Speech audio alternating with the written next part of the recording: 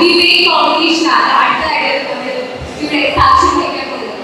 Left hand സൈഡിൽ ചെയ്യുന്ന ടീമാണ് ഡെവലപ്ഡ് നേഷൻ, അതായത് ഇന്ത്യ ഒരു വികസിത രാജ്യമാണ് സപ്പോർട്ട് ചെയ്യുന്നത്. എന്റെ റൈറ്റ് ഹാൻഡ് സൈഡിൽ ചെയ്യുന്ന ടീമാണ് ഡെവലപ്പിംഗ് നാഷൻ ആണ് പറയുന്നത്. ഇന്ത്യ ഒരു ഡെവലപ്പിംഗ് കൺട്രിയാണ്. എല്ലാ ഇതിലും സ്വയം പര്യാപ്തത കൈവരിച്ചുകൊണ്ടിരിക്കുന്ന ഒരു രാജ്യമാണ്. നമ്മുടെ ഇൻഡസ്ട്രീസ് ആണെങ്കിലും നമ്മുടെ എക്കണോമി ആയാലും നമ്മുടെ പൊളിറ്റിക്സിന്റെ രീതിയിലാണെങ്കിലും എല്ലാ രീതിയിലും ഇന്ത്യ ഒരു മാനവിക വിഭവശേഷിയിൽ മാത്രമേ ഒന്നാമതായി നിൽക്കുന്നുള്ളൂ. മറ്റുള്ള ഇതിലൊക്കെ ഇന്ത്യ ഡെവലപ്ഡായി വന്നുകൊണ്ടേയിരിക്കുന്ന ഒരു രാജ്യമാണ്.